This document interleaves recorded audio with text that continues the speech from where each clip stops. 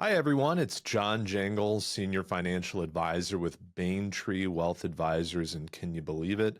We're here again talking about some year end planning tips. So, things you can take before we get to the end of the year and then also moving into 2025 just to evaluate your financial situation, make some necessary changes.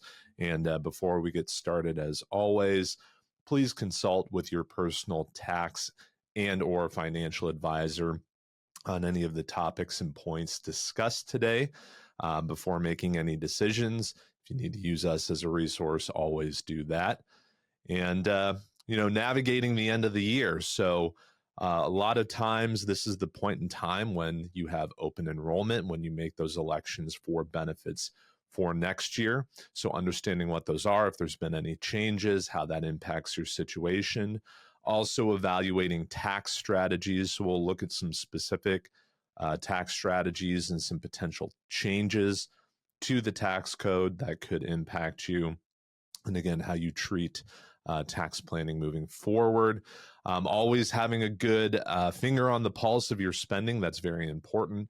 How much money is coming in, how much money is going out, where it's being spent, how it's being spent, and how that impacts you. And then also being prepared for any life events, whether they're expected or unexpected. How does that factor into your overall plan? So again, a discussion we have on a regular basis with our clients, but something if you're married, it's good to have a table side chat with your spouse and really kind of map out what the end of the year and next year looks like in terms of your household, your spending, your benefits through work. So benefits planning. So again, this is commonly the time period where you get to elect things like medical, dental, vision. If you have all of those benefits available through work, make sure you understand any plan changes. That does often occur. Sometimes we just kind of stay on the track that we've been on and not understanding the implications of any changes to those healthcare benefits. Also, if you're in a position where you do have, say, deferred compensation, making those elections for the next year can help you do some proactive tax planning as well.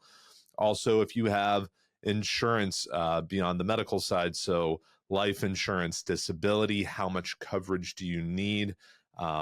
Should you supplement that with anything outside of what's being offered through the workplace? That's really important to understanding if you have enough insurance, if you have too much, and making changes there when needed. Also, within the medical realm of insurance, if you are eligible for an HSA, so again, that requirement is that you have a high deductible insurance plan. If you're making those contributions and maxing out those contributions, we always like to say that the HSA is the Cadillac of savings vehicles, as you get a tax deduction from your income on those contributions. You can grow those funds tax deferred and you can pull that money out tax-free for medical expenses. So really something, if you have the ability to contribute to an HSA, we highly recommend you consider doing that and maxing that out if you're able. And then also your 401k contributions and understanding any adjustments to the contribution limits, whether you'd like to go into pre-tax and again, getting that tax deduction, doing after tax and Roth for tax-free growth, or some combination of the two. Which plays into, again, some of these individual tax strategies. So Roth versus traditional, whether it's in the 401k and or in an IRA outside of your employer-sponsored plan, understanding how much income you're going to have, how much you're going to need to retain to spend, and then whether a tax deduction now is valuable, or if not taking that deduction and growing assets tax-free in the Roth, if that's going to be more valuable to you today and then down the road.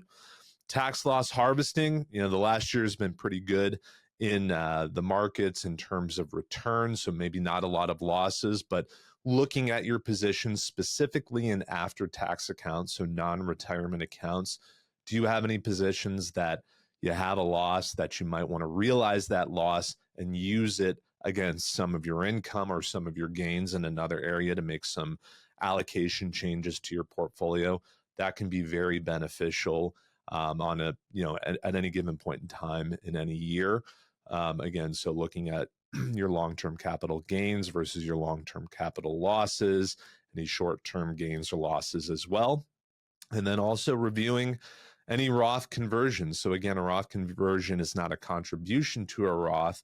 It is the recharacterization of pre-tax money into Roth. So basically saying, hey, I'm going to pay these taxes today because either my income's very low, I'm not paying a lot of taxes now, or I believe taxes are going to be much higher in the future. Doesn't make sense, and does it add value long-term to me to maybe get some of these forever taxable assets over into the Roth? And then again, looking at the HSA and the flexible spending accounts, making sure you're making those contributions, and then in the flexible spending account, ensuring that you are utilizing that as those need to be used in a given year, where the HSA will keep rolling through different years, even if you don't use that money. Planning for life events. So again, this could be something you already have in mind, or it could just be maybe a blind spot, things that you don't think are going to occur, but mitigating certain risks. So are you looking to purchase a home? What's the best way to do that? Obviously, mortgage rates have been higher in the last couple of years than we've been used to over the last decade. So what's going to happen with that can impact some of that planning there. If you're planning on a job change too, what that does to your income and what benefits come with that.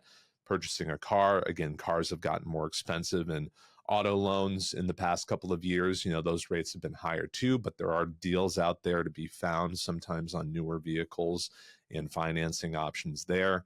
Are there any planned medical expenses, surgeries? What's the best way to plan for that? Should you pay anything that you have to out of pocket, or utilize those HSA funds? Are you planning on starting a business? What's the most economical way to do that? And if you are planning to do that, what options are available to you? Because there are a lot of options available in terms of tax planning for business owners. Are you looking to save for college?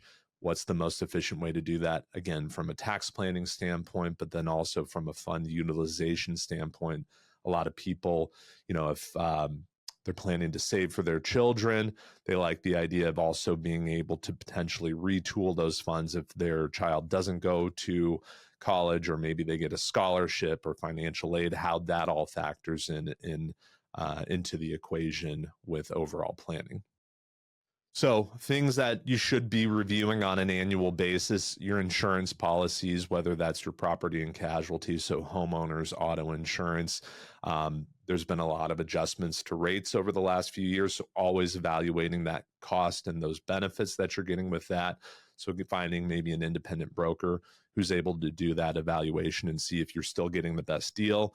Making sure, we stress this a lot, making sure your beneficiaries are updated and current on all of your accounts, retirement accounts, after-tax accounts, bank accounts. Very important if something were to happen to you. And then evaluating whether or not you need an estate plan and those types of legal documents that ensure a smooth transition if something were to happen to you, and those assets as well. So 3 really key points at the end of the year. If you do nothing else, looking at kind of these 3 areas are very important for an individual on an annual basis.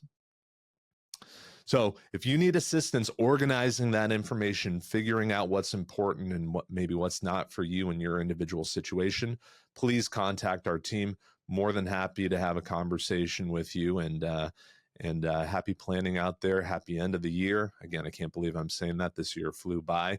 We look forward to seeing you again soon. Take care.